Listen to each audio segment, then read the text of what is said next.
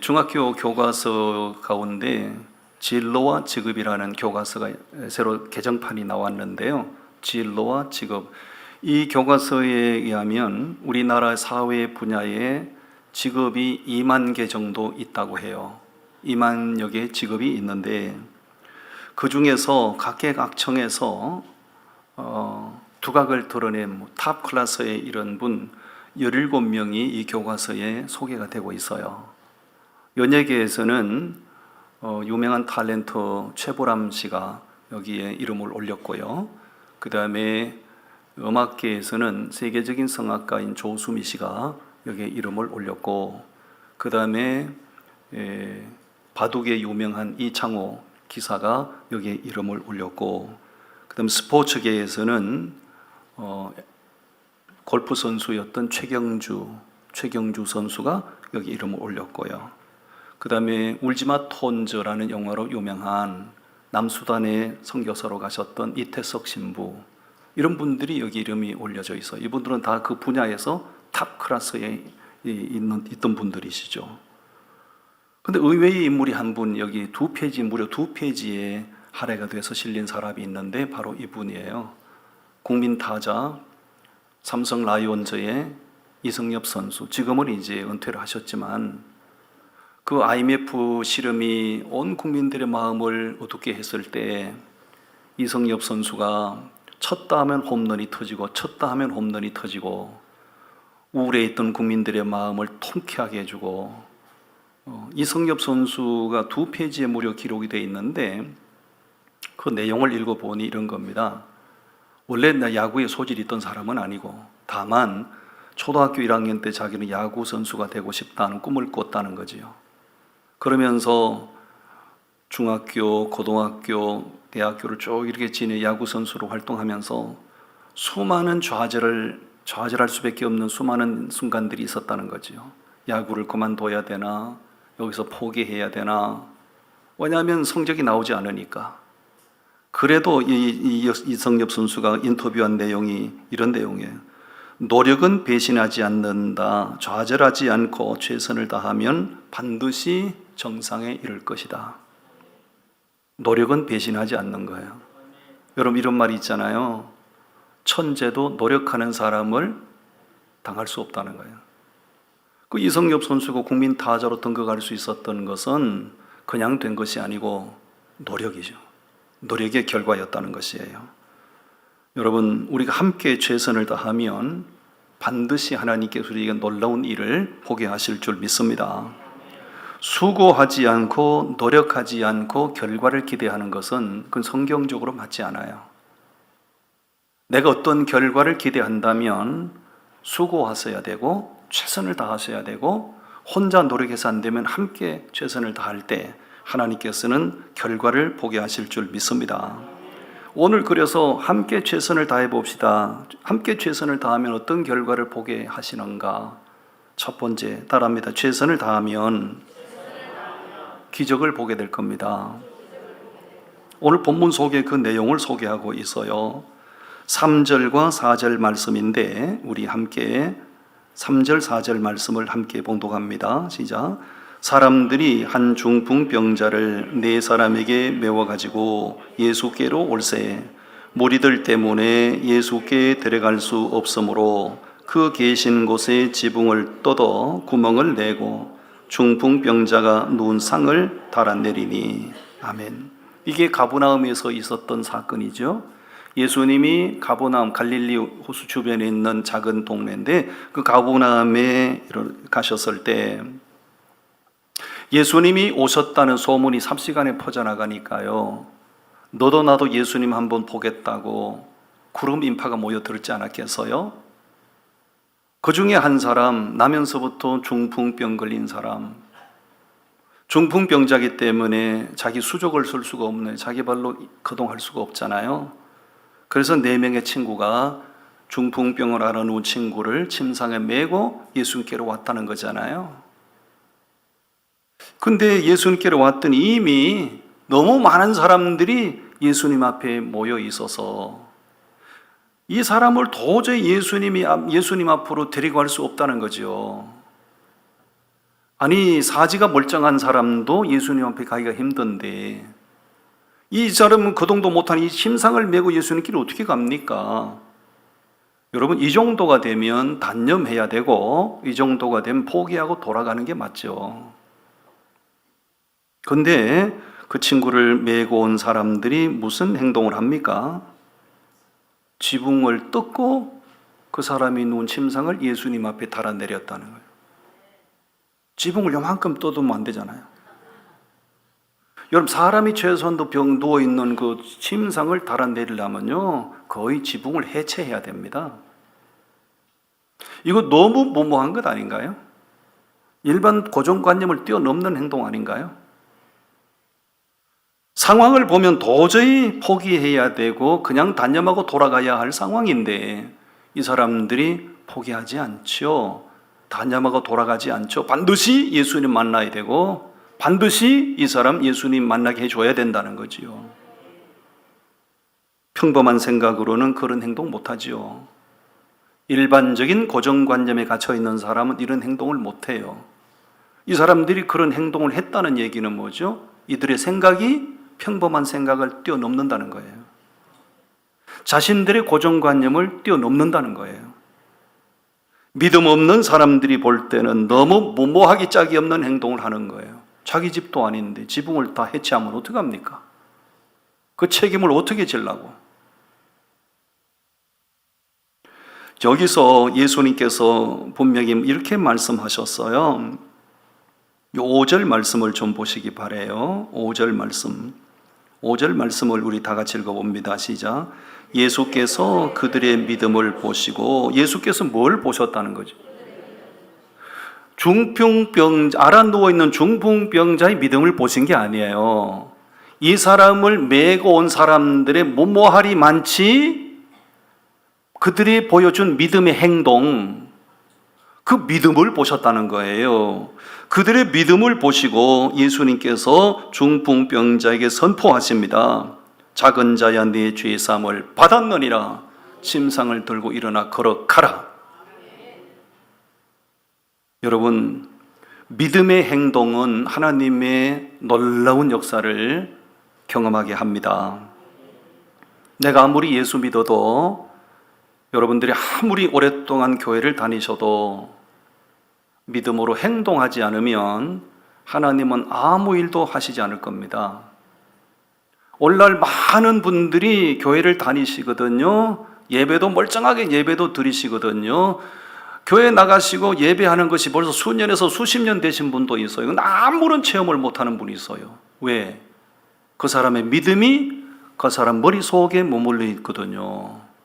그 사람의 믿음이 자기 가슴 속에 머물러 있거든요. 그런 믿음은 하나님의 역사를 경험할 수가 없어요.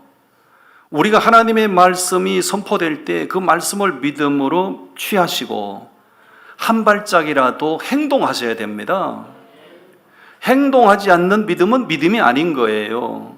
말씀을 아무리 받으셔도 순종으로 표현되지 않으면 그 믿음이 아닌 거죠. 믿음이 아닌 믿음 가운데 무슨 역사를 기대할 수 있어요?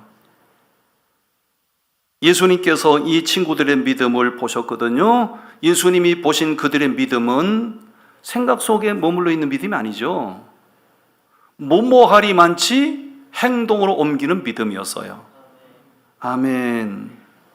서로 옆 사람 격려하시오. 내가 믿음으로 저지르시면, 따라하세요. 믿음으로 저지르시면 하나님이 따라다니며 수습하실 거예요. 백날 말씀을 들어도 아무런 행동하지 않으면 무슨 역사가 일어나요? 그건 자기 믿음이에요. 관념 속에 갇혀있는 믿음은 하나님의 역사를 경험하기가 힘들어요. 저는 어제 현성원 의장 간증을 들으면서 유튜브도 많이 봤고 책도 읽었고 어제 또 보던 간증을 들으면서 이 사람이 어떻게 30대에 3천억 자산가의 반열에 이름을 올릴 수 있었나? 영어 한마디 제대로 못하던 사람이 어떻게 영어 1타 강사가 돼서 직원이 마치 1000명이나 거느리고 어떻게 이런 일이 있을 수 있었나? 간증을 들으면서 두 가지, 이것 때문이구나 하는 것이 있더군요. 하나님이 뭘 기뻐하시는지, 하나님이 기뻐하시는 일, 그 일을 자신의 일처럼 하니 하나님이 이분의 일을 해주셨구나. 그거였고, 또 하나는 끈질긴 노력이죠. 영어 한마디 제대로 못하던 사람이 유명한 영어 일타 강사가 된 게 그냥 되겠냐고요. 끈질긴 노력, 피나는 노력이 있었다는 거죠. 그 결과 이분이 유명한 사람이 되고, 여러분 세계 2,000개에 넘는 나라의 가난한 사람들에게 매달 100억씩 넘게 아이들 공부할 수 있는 혜택을 준다는 거잖아요.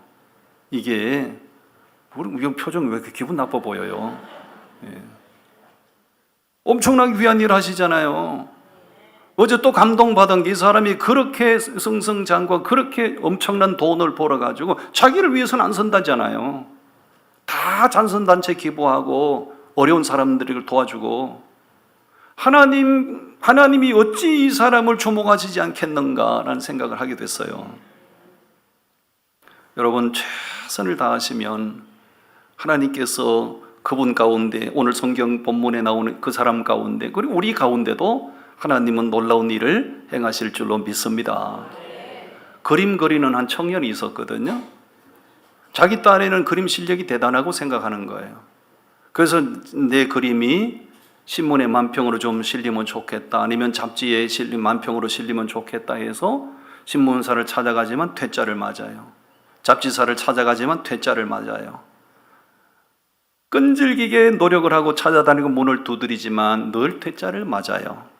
심지어는 당신의 그림을 보니 당신은 실력 있다고 생각하지만 이 정도 그림 가지고는 안 되겠어요. 당신은 그림에 소질이 없는 거예요.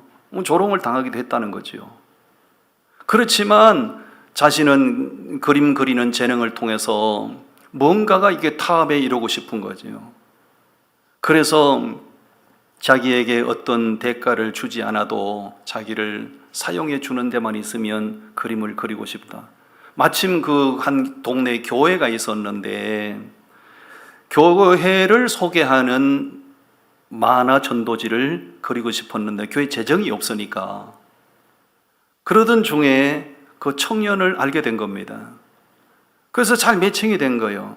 교회는 재정 없는데 교회를 소개하는 만화 전도지를 그리고 싶고, 그 청년은 그림 솜씨를 드러낼 수 있고 대가를 안 줘도 되고, 그래서 그 교회에서 청년을 만나서 당신이 그러면 우리 교회를 소개하는 이런 그림을 그려주면 좋겠다.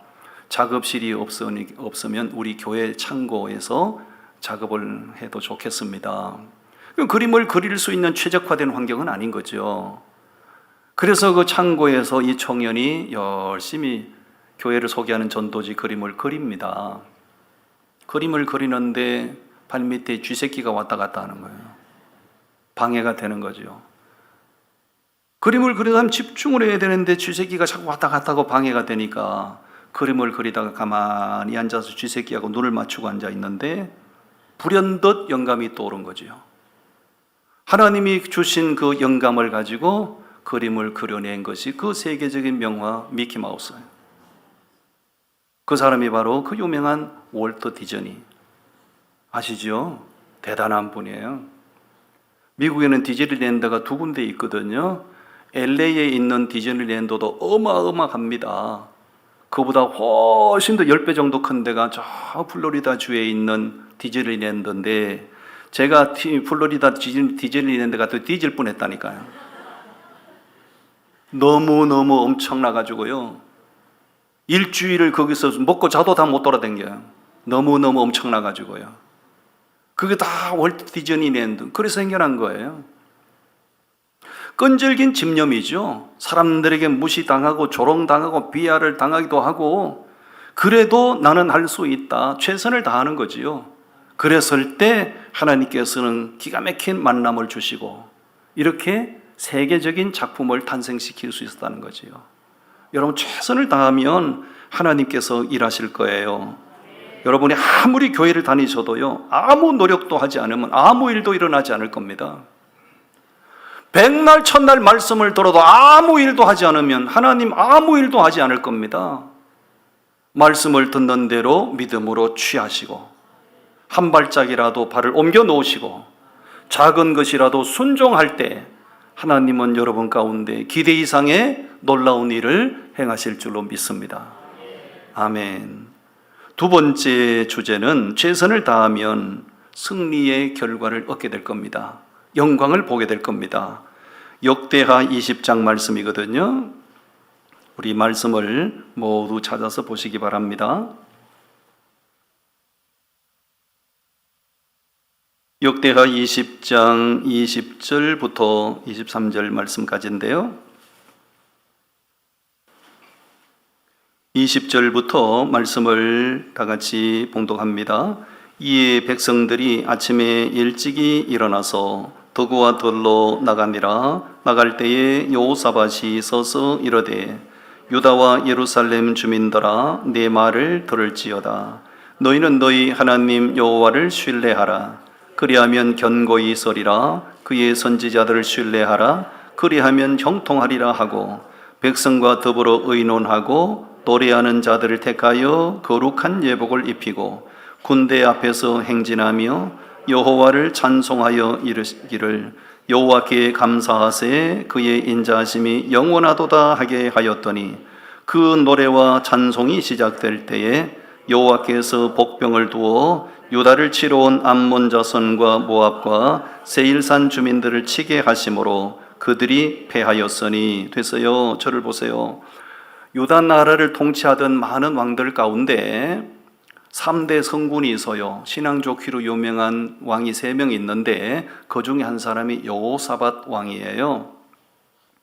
이 여호사밧이 유다 나라를 통치하고 있을 때 나라적으로 위기가 닥친 거예요. 위기라고 하는 건 갑자기 예고 없이 닥치는 거예요. 그 위기는 엄청난 것이었죠. 22절에 말씀에 기록되어 있잖아요. 암몬 자손과 모압과 세일산 주민들이 연합을 해서 유다 나라를 쳐들어온 거예요. 이거는요, 유다 백성들이 유다 나라가 스스로 감당할 수 없는 일이에요. 왜냐하면 그 세력이 어마어마하거든요. 유다 나라는 힘이 없었어요. 절체절명의 위기의 순간이 닥쳐온 거예요. 이때 믿음의 사람 여호사밧은 생각을 하는 거예요. 이 절체절명의 위기가 닥쳐왔는데 어떻게 대처할 것인가 생각할 때 사람 방법으로 안 된다. 이거는 사람의 힘으로 되는 게 아니고 사람의 방법으로 될 수 있는 일이 아니고 사람의 방법으로 안 되면 누구 방법 써야 돼요? 하나님의 방법 써야죠. 옆 사람 격려하세요. 사람의 방법을 안 되면 하나님의 방법대로 하세요.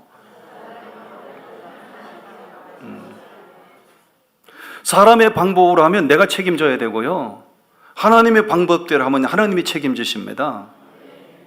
그래서 여호사밧 왕이 하나님 앞에 기도하는 거죠. 하나님, 이 위기의 상황이 여자가 임신해서 출산해야 되는데 여자가 힘이 빠져서 아기를 낳을 수 없는 상황 같습니다. 하나님 앞에 기도했더니 하나님께서 일러주신 방법이 뭐예요?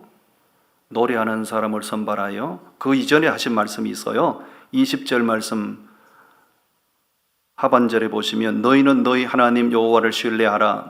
누구 신뢰하라고요? 하나님 일러주신 말씀이에요. 여호와를 신뢰하라. 그리고 그리하면 견고히 있으리라. 그 다음에 누구 신뢰하라고요? 선지자들 신뢰. 여기 말씀이 너무 이상하지 않아요? 그냥 하나님 신뢰하라 그러면 될 텐데 하나님 신뢰하라 그래 놓고 선지자를 신뢰하라 그래요. 이게 뭐요? 하나님의 의도가 뭐냐고요? 말귀를 알아들으셔야 돼요. 하나님을 신뢰하는데 하나님의 말씀을 누구를 통해서 들어요? 선지자를 통해서 들어요. 그러니까 하나님을 신뢰하는 그 믿음이 선지자들을 신뢰하는 믿음과 같아야 된다. 이거를 쉽게 비유를 들면 이런 거예요. 여러분, 예배를 집례하고 하나님 말씀을 전가하는 목회자에 대한 불신감이 딱 생기면 말씀이 들려요, 안 들려요? 옆 사람 보고 어찌 그리 잘합니까? 아무리 하나님 주의 종이 이거 하나님의 말씀이에요, 주의 말씀이에요 아무리 소리쳐도 그 목회자를 신뢰하는 마음이 없으면 하나님의 말씀으로 전혀 안 들린다고요. 지금 그런 차원에서 하시는 말씀이에요.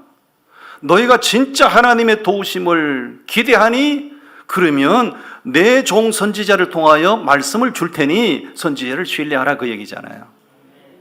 그런데 그 이하의 말씀에 보면 더 이해 안 되는 말씀을 주시는 거죠. 아니, 선지자를 신뢰하는 거 좋겠는데 선지자 입을 통해서 주신 말씀이 뭐냐고요? 총 들고 나가라는 거요, 대포를 들고 나가라는 거요. 그게 아니고 노래하는 사람을 선발해서 예복을 입히고 군대 앞에서 노래하면서 나가라는 거요. 여러분이 표정을 보니 기가 찬 것 같지요?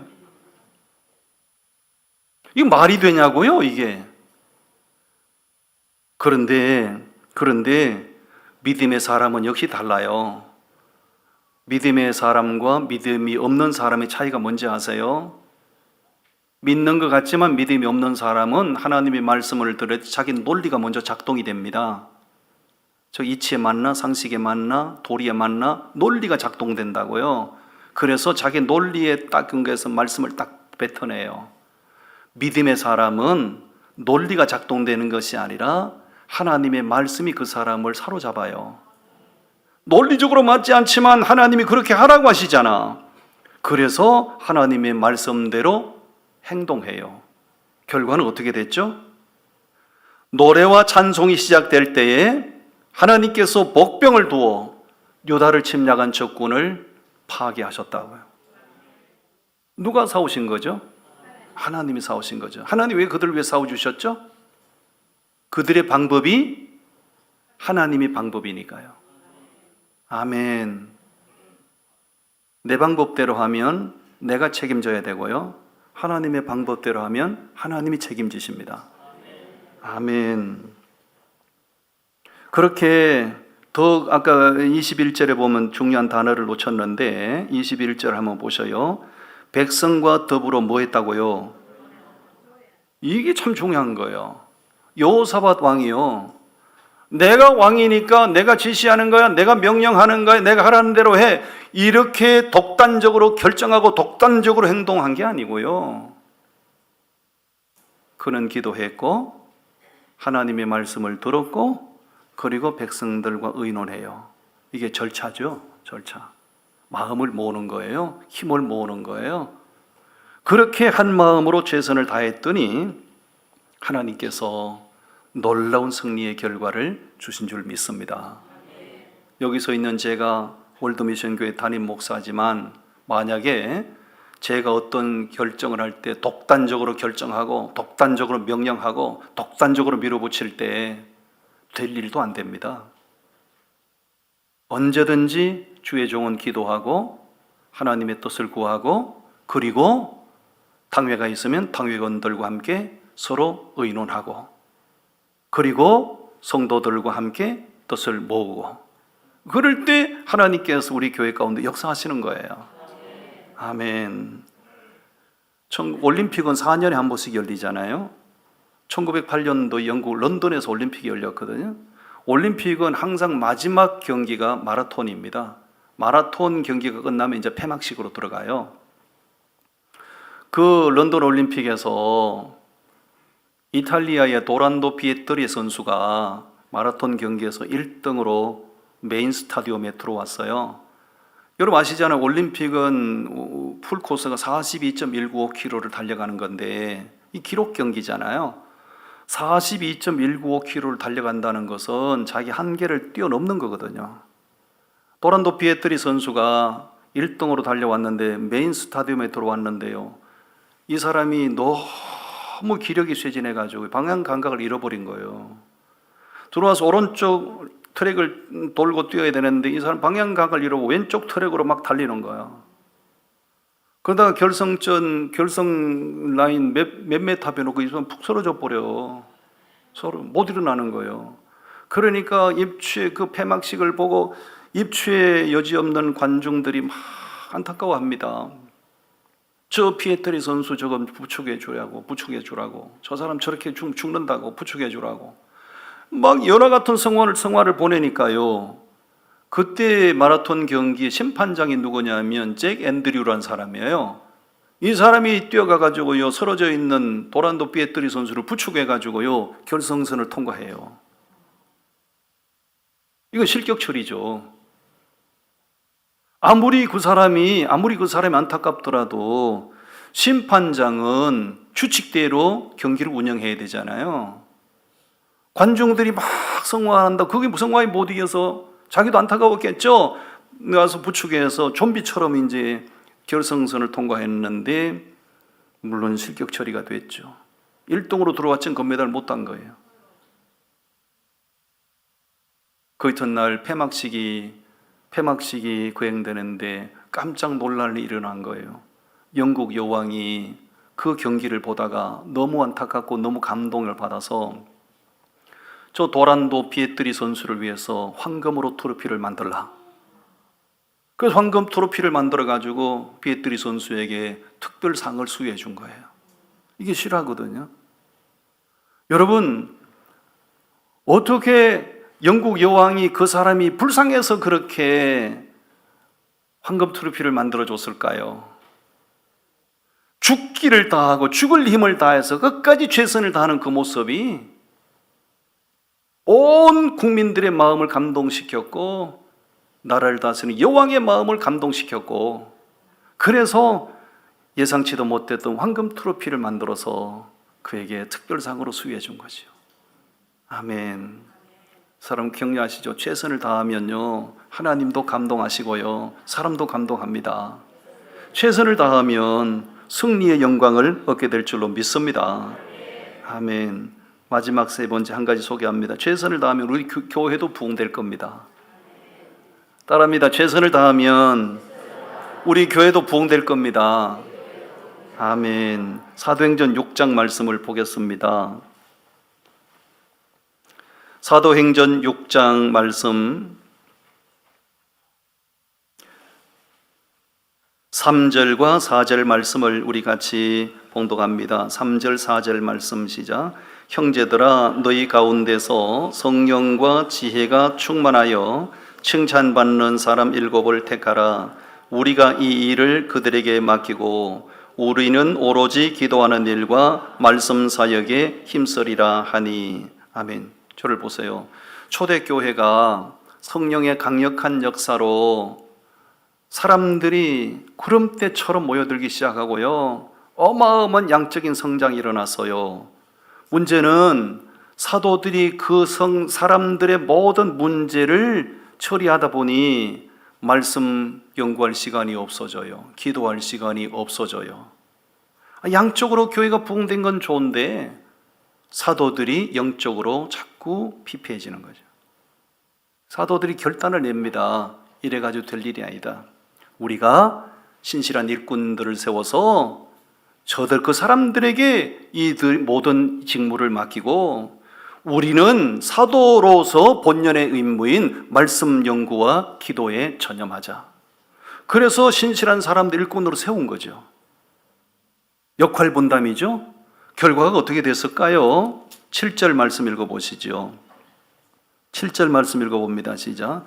하나님의 말씀이 점점 왕성하여 예루살렘에 있는 제자의 수가 더 심히 많아지고 허다한 제사장의 무리도 이 도에 복종하니라. 하나님의 말씀이 어떻게 돼서요? 왕성해진 거죠. 이거 좋은 겁니까? 나쁜 겁니까? 이거 좋은 겁니다.